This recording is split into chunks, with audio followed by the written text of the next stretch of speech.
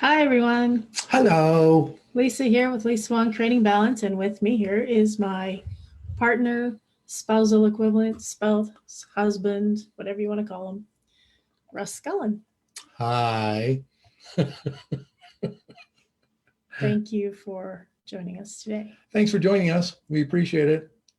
Today, we're going to talk about working with your partner in a spiritual practice. And when we talk about partner, we are talking about the person who is your spouse or life partner, however you wish to describe that person, somebody that you cohabitate with for your life for this part. Yeah. Some of the challenges that we have faced, um, and we're calling them challenges versus negatives because it gives you the challenges is that it gives either both of us or one of us the opportunity to grow and learn. Yeah, so we're going to touch on a few topics today, and we're going to both talk about them and some of the things that we've learned and um, some of the things that you may want to be aware of, because this isn't unusual when working with your partner in any type of business, honestly. Yeah, it is. Yeah. But when you're married, it adds a whole new level to it. Definitely. Absolutely. So, the first thing we're going to talk about today is trust and respect. And it's very important when you work together in any type of practice or business that you do trust each other and that you do hold respect for that person. And not only in just who they are, but their skills and their gifts. Yeah, it really comes down to, especially when we're talking about being woo or in the spirituality area, respecting your partner's gifts and the talent that they have is very huge. Just because it gives you the opportunity to maybe learn what you may not be good at and they are great at. But it's just a matter of respecting what they do, how they do it, and and making sure that they know that you do respect what they do. And also trust from each experience you have teaching together or learning from each other that you are growing together as well as individually, because it is important that you grow your own spirituality, your own gifts, as well as growing together in a partnership. Yeah, yeah, definitely. So we're really um, invested in each other for our own growth, and we trust that each of us will be able to honestly sit down and speak with each other if we feel that there's a challenge that's arisen. Yeah, and I mean, that works with any business. It really does. But when you're working with spirit and you've got a partner that you're working with, then it makes it sort of, if you're not talking about it and you're not being honest with each other as far as the spirituality part is concerned, spirit is going to either come and smack up both of you or one of you, or things are just not going to flow the way it should. And the prime example is when Lisa says it's time to move. And I go, "Nyeh." Even in that part, because it was a huge move for me from Canmore to here into Calgary. And it took probably a little bit longer than it should. I will admit that. But in the long run, when I finally got around it and got into it and that type of thing, spiritually, it really was good for the both of us.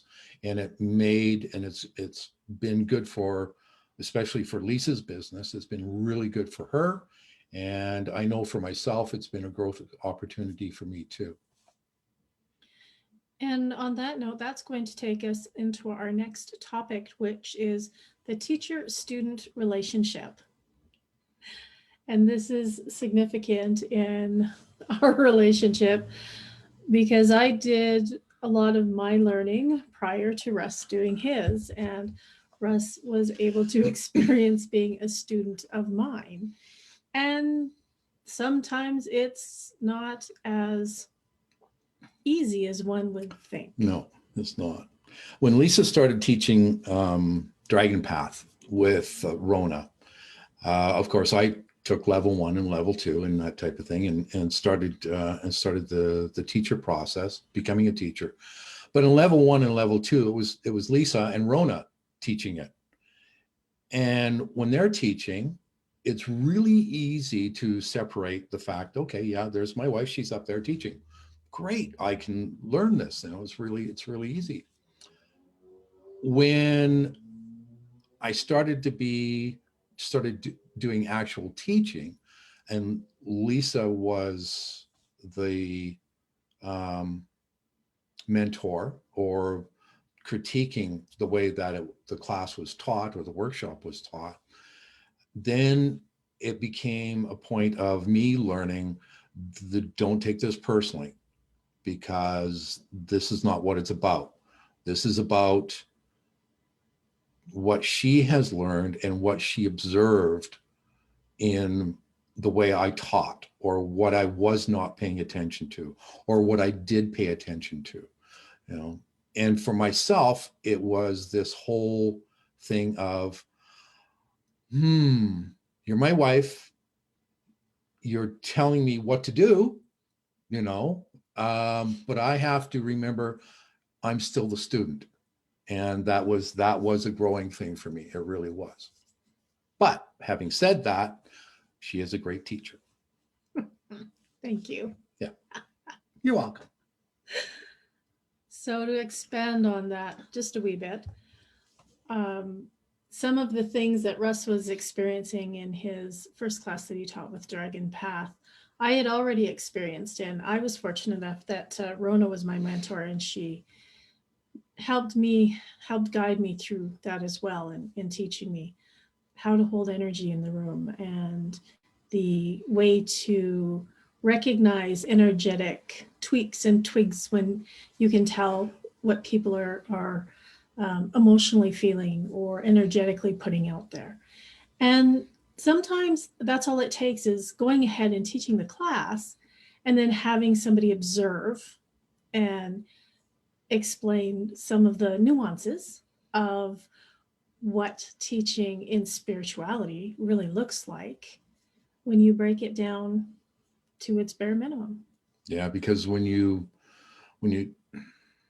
it's a whole lot different from being the student versus being a teacher, and that being the teacher is a whole growing process within itself. But when you have your partner as the one who's teaching you when you're supposed to be the teacher, it really does make you realize how much you need to grow, like myself. And you have. Yeah. You have. And that is, well, on my side of that, I had to allow that process to happen for him. I knew that there were some instances where he felt I was being hypercritical, and I understood that. Mm-hmm. I had to allow him to navigate through those feelings. It was important for him to process that information in a way that made sense to him. I couldn't tell him how to feel, and I couldn't tell him that he was taking this in a way that it wasn't meant to be delivered to him. Yeah. Yeah. You know, and for us, because we've been very fortunate in the aspect that both of us have had some spirituality practices before we met each other and before we married and that type of thing. So in my view, it was when Lisa said, I'm going to start doing this, I'm going to start doing this, and then that type of thing, I I realized I knew that I always knew there was something else going on besides what we physically see. I knew that, I've experienced it and that type of thing. So for me, for her to go do something like that was great. I mean, it really is just a whole new growing process. And I accepted it. When it comes to the personal part, when it's the two of us involved in it, then it becomes a little bit more interesting, we'll say. It's nothing bad, really, honestly. It's just more of get over your own feelings and just realize that this is just a great growing and teaching process. That's really what it came down to for me.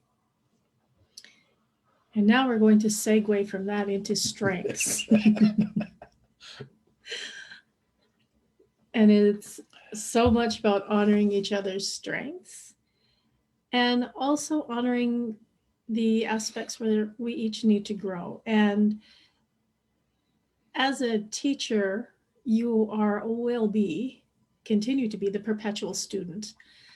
It is awfully presumptuous of us to think that we have reached the pinnacle of learning at any point in our life.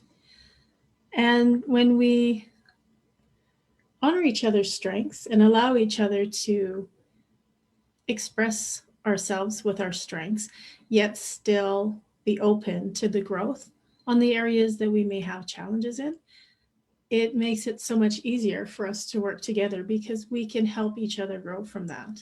Yeah. And when we have a session with a client and it's both of us are involved, I find it interesting to see how Lisa works because I don't get the chance to work with her all the time. But when we do have this connection because of the fact that we're married and because of the fact that we hang out with each other a lot. And the sense and the knowing between each other when you're practicing or when you have sessions and that type of thing, it grows. It really does. Because now when we have a session with each other and with a client, we just know. There's sometimes we don't even say anything to each other. We just go about what needs to be done. And we just know, or else it will be just a small hand signal, a look, or something like that, but it does. The spiritual growth and connection between the two of you does grow a lot. When Russ and I first started offering sessions together, it was interesting to watch as he was almost reluctant to allow himself to invest himself fully in the session. He would feel that he needed to follow my lead. Yeah. And one of the things that I find interesting about myself is when I'm in a session with somebody, I prefer if they do as they're directed to do by their spirit guide team, or maybe they get a nudge or a push, a message, maybe it's a feeling, however that works for them. That's what I prefer. I watch as other people practice with me, and I learn and grow from everyone else's experiences and what they do. And Russ was very reluctant at first to step out of that student teacher role and actually embrace his own abilities as a practitioner. Yeah, it was. And really it's this is where the growth thing comes in. It's a matter of that confidence of doing it. Because if I was having sessions with client sessions with another person, one of our other Dragon Path students or teachers or something like that, it was real easy for me to step into that teacher lead role, but when it came to my wife, it was something different. And I just sort of had to get over that and just gain the confidence and that type of thing that it's okay. Like if I do something, that's out of the norm or anything like that, she's going to accept it. versus just give me this very strange look and saying, what the hell are you doing? Which sometimes I have asked what he has done, mainly because it is something that I had not witnessed before or had been gifted the knowledge of. And so sharing each other's experiences is also very key to working together. Yeah. Mainly because you grow from that so much, and things that I do, see, feel, experience, and things that Russ does, sees, feels, and experiences can be so completely different in one session. Yeah, it can be. Absolutely. You know, and doing the, and another segue into, this is when you're doing a class together or a workshop together or that type of thing, then it's really, really important that the two of you sit down before the workshop and or class and talk about how you're going to split up, who's going to talk about what, but also how you're going to talk about it. Because when I take on a subject and I say to Lisa, okay, so this is what I'm going to talk about. This is how I'm going to do it. She will sometimes pop in and say, okay, so instead of saying that way, do it this way. And I either take that and do it that way, or I don't. So it's up to me to take her advice and use it or not. And Lisa will respect that. Absolutely. But the other thing about doing the preparing before a class or a workshop together is that the class or the workshop will run so much more smoothly because both of you are on the same page. This is just like a business partnership. Like if you've got a presentation or you've got a day's work ahead of you that you both need to be involved in, like if you talk about it before, it's going to go so much better.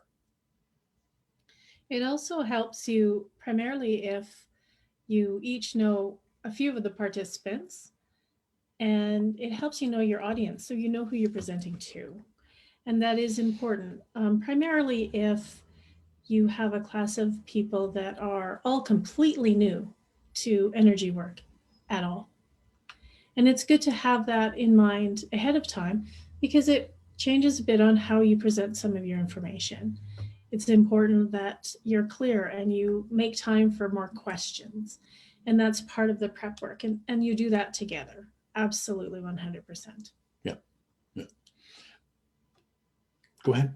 And that also segues into our next topic, which is sharing the stage. Yeah. Which can be challenging at times, Yes, it can be challenging at times. Sharing the stage, you have to get over yourself. Really, honestly, you do. You have to remember that you're there to teach. You are there to give knowledge. And you have to think about that. Just be very mindful of your partner and what they're saying and that type of thing. Yes. And it's also acknowledging your partner when you are presenting a topic. Always check in with that other person and say, is there anything that you have to add, or did I miss anything? Because honestly, sometimes a message needs to be delivered by the other person. And it's to be delivered in a way that they're there to present it to. And getting over that in yourself and understanding that we all speak a different language. We can speak English, but we interpret different, we hear different, we speak different. And it's okay. And sometimes two people can deliver the exact same message, but it's heard only by the one person. And that's okay because he presented it in a way that was better understood. Again, let ego go. Ego has no place in the teaching arena. It really doesn't. So, And especially when you're working with your partner. yes. Yeah, definitely when you're working with your partner, because that's really super important. Sometimes your ego is going to take a beating, but take it as a growth process. Take it as a learning experience, because it is a learning experience and it does help you in the long run. Yes. And it's important to, should you have a point to make within any of the class and your partner is speaking, always ask for permission to share. It's very important. That shows you respect for each other and respect for the topic that the person's talking about. Yeah, it does. Yeah. Next. Next, we're going to talk about, I'm going to actually talk about balance now. Balancing a business, a practice, and a relationship. Wow, that's awesome. It's important to understand that when you work together, it's difficult to separate your practice and your business from your personal relationship, and to find a commonality in all of them, that you have a place to sit down and talk about what it is that's going on. And in part of that, balancing all of those together, is understanding that you do not have to do it yourself. There's somebody else in the room with you that can help you, guide you, teach you, and learn from you. And it's important for both of you to understand that you don't have to do it alone. No, you don't. And for some of us, it is very hard to learn. You don't have to do it alone. You've got your partner there. You've got the person, your wife, your significant other there to help. And especially when you're doing the spirituality thing, because again, when we come to spirit is about flow. Spirit is about being in sync. If the two of you are not in sync, it's going to be a little rough. We all experience that when individually, we all know that. It just doubles up when you've got somebody that you're teaching with, and especially when they're your partner. One of the things that we have learned over the years is that we will actually sit down and talk about a class, a session, that type of thing, just to talk about it, to get it out, if you want to say it that way, but also so that your partner can also maybe give some information back, because again, that message may need to come from them versus you just handling it all on your own. And one of the things that I enjoy with us is that we are able to sit down and discuss it, and we do talk about it. We talk about sessions, we talk about classes, we talk about what happened, what we felt, what we saw, things that we cannot talk to about the client, that type of thing. And it helps. It definitely helps us become better practitioners. And through our discussions, our debriefs is what we call them, we also discuss what went well, where the growth opportunities were, obviously, and also anything that may have been significant that we encountered throughout the workshop class or healing session or card reading session, whatever that case may be. And we both understand and we both honor that in each other, that we will discuss each other's hiccups. Yeah. And we accept that. And we have to accept that in a way that is gracious, because there's a reason that it happened, and there's a reason we needed to hear and learn about that. Yeah, absolutely, definitely. Mm-hmm. And even with that, we talk about workshops in classes and sessions. It's important that we allow and acknowledge each of us to deliver our own messages in the way that it's meant to be delivered. We can have a client on the table or a client at a reading, and we will have a card that comes out. And my message to that person could be one thing, and Russ's will be something totally different. Neither message is wrong. And both messages need to be heard. Yes, that's very true. And we've run into that numerous times, whereas it will be going through a session with a client after with a card reading and that type of thing, and I'll be reading the card, getting the message and that type of thing, or other way around, and Lisa or myself will have another, either a further part to that message or something a little bit different to help that client along. And again, it's just a matter of respect and trust that your partner is, you give that your partner that respect and that trust for that. And typically what happens is when we're having a discussion with a client or a student is, or a class for that matter, is we will say to each other, is there anything you have to add? Mm-hmm. And especially with readings, if we're doing a joint reading together for somebody, whoever is doing the primary reading will ask the other of us, is there anything you have to add? Or is there anything else you see? Yeah. Yeah. So making sure that you acknowledge and honor each other's individual messages. And that comes from any practice, honestly.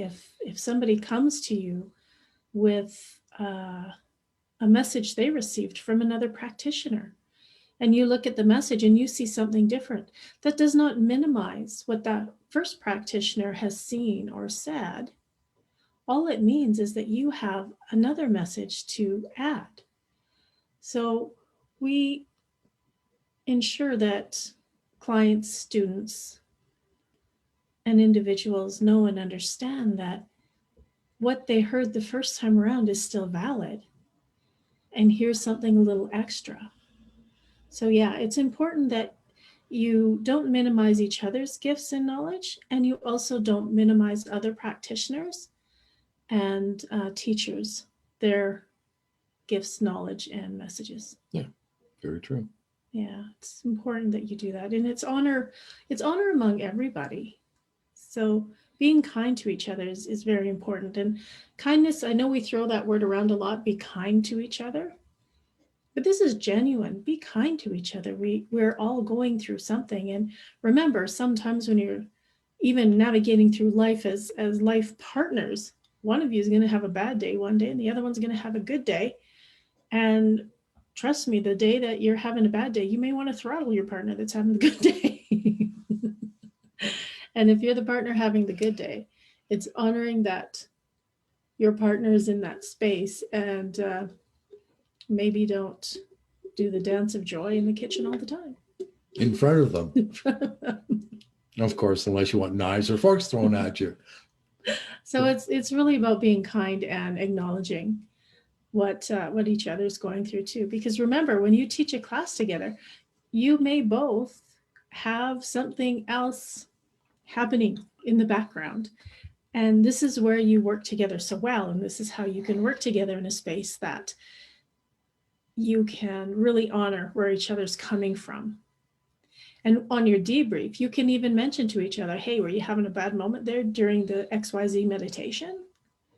And yeah, maybe something happened that triggered an event from past that was brought up right at that moment. And you had to take that and process it while you were still trying to teach, because that happens. That on the other side, though, as the teaching partner, is ensuring that you're paying attention to what each other is doing, what each other as partners are doing, so that you can step in and assist if you need to. Yeah, definitely. And because we have this energetic connection, the connection through our heart space, through love, it's pretty easy for us to connect in with each other and find out when there's something that one of us needs to step in and maybe take a little more control of for a moment until the other person has the time to process. So that's one of the really cool and easy things about working together is you understand each other. And when it's time for one of us to step in and take control of the wheel for a bit, then we know that and we get the message and we carry on. And we carry on. Yeah. One of the things I'd like to say is that just like any marriage, you are going to have some rough times when you're working with somebody as partners within a spiritual partnership. It's not always going to be easy. There are times, and we've had it happen with us. There are times when I want to be able to just go off and learn something new by myself. Go learn something, go do something. The same with Lisa. And it's just a matter of recognizing that that person at this time needs that space to be able to do that. However they're going to handle it, however they're going to learn, that type of thing. Just remember that it is a partnership. And a partnership, just like a marriage, is 100% from each of you. May not be a full 100, but on certain days when you're having not such a great day, but the other person is doing the happy dance in front of you all day, but it does even out and it does work. And really what it comes down to is communication, talking to each other, trusting each other, relying on each other, in strengths, working in balance as much as possible. Supporting each other through your growth. Supporting each other through growth. Yeah. And the other thing too, when your partner wants to go off on a different direction to do some different learning, which is amazing because if you did everything the same, how boring would your life be? It's good to have different ideas and practices that you can work with together and learn with together, but it's also great to have separate practices and training. And when one of the partners, when one of you decides you want to go off on somewhere different and new, support that with all of your being. Allow them the space, support them. If you can purchase books or even a course for that person that they want to take, do it, support them, allow them the time to do it. I think it's brilliant when we can each take something new on and then come back and talk about it later. Right. Yeah. Yeah. And when we talk about victories and challenges in working together in a spiritual practice, there are many victories. There are many times where we are so grateful for the opportunity that we have to work together in card reading sessions or healing sessions or workshops and classes. The amount of opportunity that we both have to grow with each other, learning from each other and being taught by each other at the same time that we're teaching is there's really honestly there's nothing like it. Yeah. In the teaching aspect, to see a student grow, to see that I want to say that light bulb start to come on, and you start to see if you see or feel like I do, feel that energy flow within them, and the growth and the excitement that they're showing. There's nothing like watching that. We have sat down after sessions and said many times they looked so much better when they left. The feeling of them, their energy flow, that whole thing, they looked so much better when they left. And in classes, it's more of, wow, that was something. Did you see when? That type of idea. So yeah, the victories, I know if is victory the right word. I guess you could consider it. I think it's more of the happiness of seeing people grow Mhm. is really what it comes down to. And being allowed to be a part of that. Yep. Yeah. And what's also great is having the ability to sit down afterwards without time constraints to discuss and sometimes deconstruct, because there's challenges that we have had to overcome as well during classes and workshops and even healing sessions that we've had to go with, and we do our thing and help the person as best we can at that moment, or teach the person to the ability of their learning, or however that may be. But there's challenges that you do encounter, and it's being able to go back to that challenge and having realized that you've actually navigated through it during the class or the session During the session. Yeah. without even thinking about it, mainly because you have trusted the other person. Yeah. Most definitely. Yeah. The challenges, part of the challenge that's been for me is that it's me realizing that it's a growth opportunity, a learning opportunity. And I'm being very honest with you. You know, I just get this wall up sometimes. And I have to sit with it. And I will admit, you know, I'm stubborn sometimes, you know, and it just, that's just the way I am. But I don't think I'm as bad as I used to be.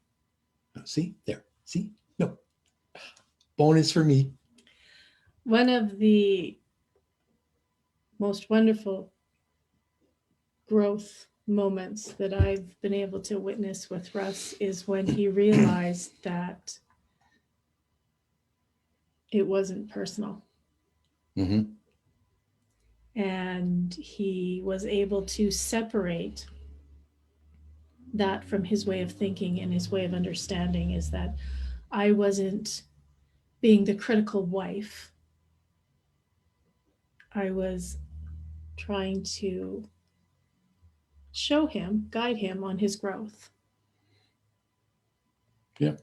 And to bear witness to something like that with your life partner is really wonderful to behold, I have to say. Yeah. It was really nice to see that I could see him come out the other side of that. Yeah. And understand it's not criticism. Yeah. And for me, I think one of the biggest things for me with Lisa has been when I say something about maybe you should look at it this way, or maybe you should look at it that way, or something like that, that she does take it to heart.